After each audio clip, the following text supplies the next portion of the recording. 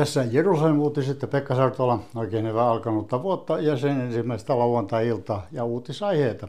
Turvallisuus suurena huolena. Arabiliitto vastustaa Irania ja Syyrian kemialliset aseet. Taakse jääneenä vuotena Israelin suurin huolenaihe oli sota Hamasia vastaan Gazassa, Hizbollahia vastaan Libanonissa ja näitä sekä Jemenin Houthia sponsoroinutta Irania vastaan Persianlahden tuolla puolen sekä Syyriassa.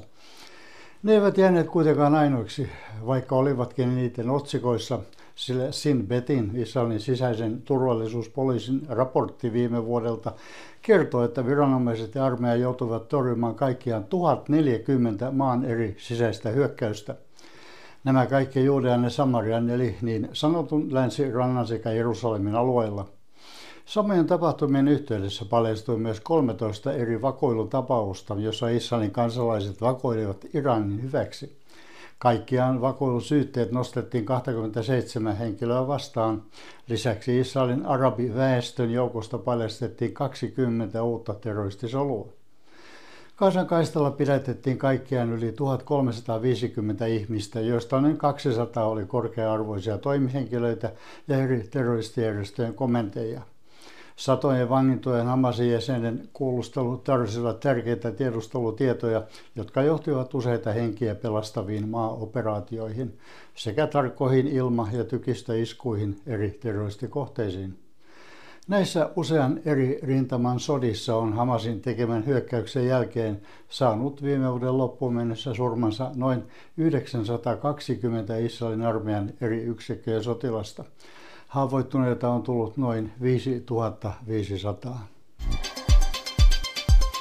Useiden raporttien mukaan sekä Hamas että Palestiinan islamilainen jihad-järjestöt ovat onnistuneet värväämään lisää taistelevia joukkoja Gazaan. Jerusalem Post on saanut tietoja, jotka osoittavat, että Hamas olisi onnistunut värväämään jopa yli 20 000 taistelijaa lisää riveihinsä. Israelisen kanava 12 mukaan luku olisi kuitenkin vain noin 12 000, mutta osoittaa sen, että taistelut Gazassa eivät ole suinkaan vielä päättyneet, eikä panttivankeja onnistuttu vapauttamaan. Vahvistumisen seurauksena Hamas onkin alkanut muuttaa panttivankeihin liittyvää taktiikkaansa ja niiden vastineeksi Israelin vankiloista vapautettavia tuomittuja rikollisia. Sen aisapari Palestiinan islamilainen jihad väitti puolestaan, että panttivangit ovat yrittäneet tehdä itsemurhia. Hamas on yhtäkkiä kieltäytynyt vapauttamasta 12 niistä 34 elossa olevasta panttivangista, jotka piti vapauttaa sopimuksen ensimmäisessä vaiheessa. Se tarjosi elossa olevien tilalle 12 ruumista, mutta josta Israel on kieltäytynyt vaatien sopimuksessa pitäytymistä. Egyptiläisen uutiskanava Al-Shadin mukaan Hamasin kerrotaan suostuneen vapauttamaan vain sairaat, lapset ja vanhukset ja haluamansa vastineeksi 250 turvavankia. Sama lähde paljasti, että aiemmin Jerusalemin Postille, että yksi syy panttivankikaupan viimestymiseen oli se, että Hamas ei ole milloinkaan toimittanut Israelille luetteloa elossa olevista panttivangeista. Panttivankineuvottelun jatkuva lykkääntyminen Hamasin taholta antaa Israelin viranomaisille täyden syyn pelätä, että kovinkaan moni, jos enää yhtäkään panttivankia olisi elossa. Kysymys siitä, kuka vapautetaan sopimuksen ehdoissa ensimmäisessä vaiheessa, on edelleen täysin auki, ja Hamas syyttää Israelia sopimuksen rikkomisesta, vaikka kaikki neuvottelijat näkevät Hamasin jarruttavan ja pitkittävän neuvotteluja aina uusilla tekosyillä. Pääministeri Netanyahu sanoikin hälyttävänsä armeijan jatkamaan yhä voimakkaammilla iskuilla, kunnes Hamas tekee jotakin sellaista, joka antaa edellytykset keskeyttää sotatoimet. Netanyahun mukaan Israel on myös päättänyt jatkaa sotaa sen jälkeen, kun sopimus on saatu päätökseen.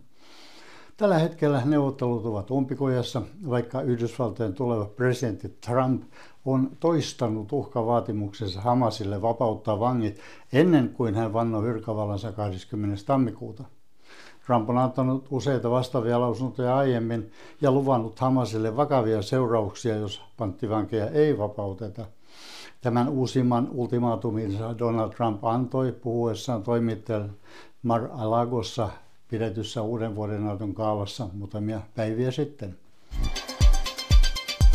Jemenin huutikapinalliset ampuivat jälleen ohjuksen kohti Tel Avivin lähellä sijaitsevaa Ben Gurionin lentokenttää, väittäen kansainväliselle medialle osuneensa lentokentän voimalaitokseen. Väite esitettiin tosin vasta sen jälkeen, kun Israelin ilmapuolustus ilmoitti, että se oli tuhonnut Jemenistä käsin ammutun ohjuksen ennen kuin se ehti saavuttaa Israelin ilmatilan. Sirenejä kuitenkin soitettiin, että siviilit saattavat hakea suojaa ohjuksen tuhoutumisen seurauksena mahdollisesti pudonneilta metalliosilta. Hyökkäyksen aikana lentolähdöt ja laskut viivästyivät tilapäisesti Ben Gurionin lentokentällä, mutta niitä jatkettiin jo tunnin sisällä. Samassa yhteydessä Houthi-ryhmän tiedottaja väitti ryhmänsä estäneen Yhdysvaltain hyökkäysyrityksen omalla vastaiskullaan. YK-turvallisuusneuvoston kokouksessa Israel varoitti Houtheja tällaisten ohjaushyökkäysten seurauksista. Myös Yhdysvallat toisti tuomitsemisensa koskien Houthien viimeisimpiä hyökkäyksiä Israelia vastaan ja mainitsi myös tukevansa Israelin oikeutta itsepuolustukseen. Yhdysvaltojen turvallisuuslähteet kertovat myös, että Trump valmistautuu tehostamaan maansa toimintaa Houtheja vastaan heti vannottuaan virkavalansa. Yhdysvalloilla on alueella erittäin vahva sota-alusten taisteluosasto, jonka lisäksi länsiliittouman muilla jäsenvaltioilla on myös omansa. Presidentti Trump tulee todennäköisesti lisäämään Houthi takaisin Yhdysvaltojen ulkoministeriön julkaisemaan ulkomaisten terroristijärjestöjen luetteloon. Presidentti Joe Biden teki virheellisen päätöksen poistaa heidät siitä aivan yhtenä ensimmäisistä presidenttitöistään. Näin arvioi Elliot Abrams, joka on toiminut Yhdysvaltojen Iranin erityisedustajana. Hänen mukaansa Trump ei kestä sitä, että Houthit hyökkäävät joka päivä Yhdysvaltojen laivaston-aluksia vastaan käyttämällä iranilaisia ohjuksia. Hän tulee iskemään Houtheja todella kovaa ja uhkaa, että jos Iranin toimittama ohjus tappaa amerikkalaisen, isku tehdään myös suoraan Iraniin. Arabivaltojen keskuudestaan muodostama Arabiliitto on tehnyt kokouksessaan päätöslauselman, jossa se kehottaa Irania välttämään kiistan syttymistä Syyriassa. Arabiliitto arvosteli myös Irania sen käyttämästä retoriikasta, jonka se uskoi ruokkivan vihaa Syyrian kansan keskuudessa. Arabiliitto on varoittanut voimakkaasti Irania välttämään sellaisia toimia, jotka voisivat pahentaa jännitteitä Syyriassa, näin uutistoimisto AFP mukaan. Iran on tukenut usein vuosikymmenen aikana Bashar al-Assadin hallintoa, joka romahti 8. joulukuuta. Sitä edeltäneen lähes vuosikymmenen kestäneen sisällissodan aikana Iran tarjosi avoimesti sotilaallista apua Assadin hallinnon tukemiseksi. Sisällissodan alussa Iranin silloinen presidentti Mahmoud Ahmadinejad lähetti Iranin vallankumousgardin sotilaallisten neuvonantajien nimellä olevia terroristeja taistelemaan Assadin joukkojen rinnalla. Iranin korkeimman johtajan Ali Khamenein ylin avustaja Ali Akbar Velayati sanoi, että Iran vetää nämä sotilaalliset neuvonantajansa Syyriasta vasta silloin, kun Syyrian hallinto niin haluaa. Arabiliitto varoitti kuitenkin Irania, että sen pitäisi rajoittaa aseiden ja sotilaiden ylläpitoa Syyriassa ja poistaa siltä kaikki aseelliset ryhmänsä välittömästi. Iranin ulkoministeriön tiedottaja Esmail Bagheli kiisti Iranin sekaantuneen Syyrian asioihin. Hän sanoi, että hänen maansa on sitoutunut vain tukemaan Syyrian alueellista koskemattomuutta ja kansallista yhtenäisyyttä sekä osallistavan poliittisen järjestelmän perustamista. Jännitteet alueella kiristyvät, sillä Syyrian uusi hallitus Abu Muhammad al-Julanin johdolla on ilmoittanut, ettei se salli enää iranilaisten lentokoneiden pääsyä ilmatilansa. Näin uutistoimisto Vallan mukaan. Aluksi päätös rajoittui sotilaallisiin tarkoituksiin, kuten aseiden siirtämisen ja joukkojen siirtämisessä käytettyihin lentokoneisiin. Viime sunnuntaina kävi kuitenkin selväksi, että kielto ulottui kaikkiin Iranin lentokoneisiin. Turvallisuuslehteet toteavat, että tämä on ratkaisevin julistus Syyrian itsenäisyydestä ja Iranin johtavan pahan akselin kieltämisestä. Iranin koneet tarvitsevat välttämättä pääsyn Syyrian ilmatilaan kuljettaakseen tarviketta Libanonin Hizbollahille. Assadin hallinnon romahtaminen on nostanut Syyrian kemiallisten aseiden kysymyksen tärkeimpiin otsikoihin. Kansainvälinen yhteisö näkee nyt suotuisan tilaisuuden kitkeä ne pois, edellyttäen, että perustetaan tehokas yhteistyö Syyrian uuden hallinnon kanssa. Syyrialla on ollut kemiallisten ja biologisten aseiden ohjelmaa pitkään. Sen käynnisti jo 1970-luvulla silloinen presidentti Hafez al-Assad, ja se kasvoi jatkuvasti. Ongelma on noussut esiin useaan otteeseen kansainvälisten toimijoiden pyrkimyksissä päästä asiasta sopimukseen Syyrian kanssa. Hallinnon romahtaessa useat kemiallisten aseiden tehtaat ja varastot tulivat hallitsemattomaan tilaan, jolloin Israel oli välttämätöntä tuhota suurin osa niistä. Mitä ilmeisimmin kaikki osapuolet, kehittyvän Syyrian uusi hallinto, NATO, Venäjä ja Israel, ovat kaikki valmiita eliminoimaan Syyrian kemiallisten aseiden tuotannon.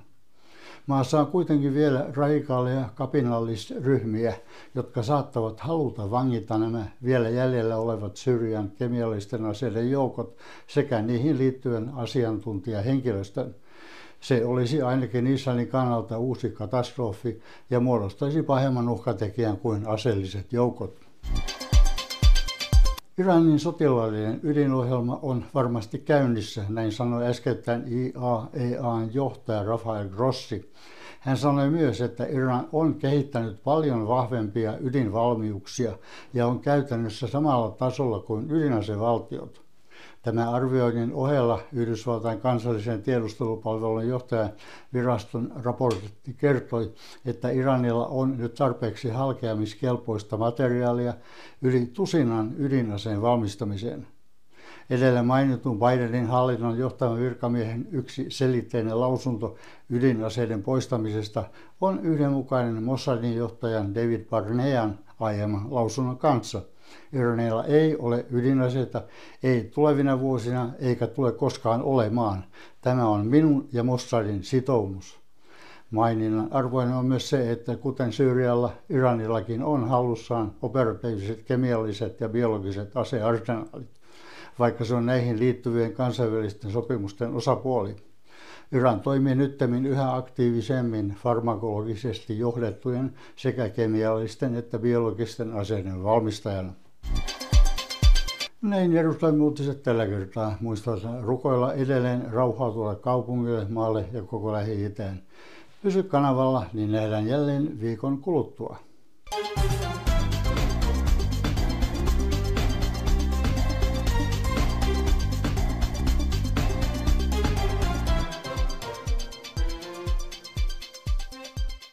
Hyvä katsoja, jos olet kokenut, että tämä ohjelmasarja on puhutellut sinua ja haluat sen myös jatkuvan, voit tukea sen toimittamista soittamalla numeroon 0600 020 30. Puhelun hinta on noin 13 €. Tai käyttämällä pankkisiirtoa ruudussa näkyvään numeroon, muista mainita viite 9577 ja saajana Ristin tuki ry. Jumala siunaa myös heitä, jotka siunaavat Israelia tälläkin tavoilla. Kiitos lahjastasi.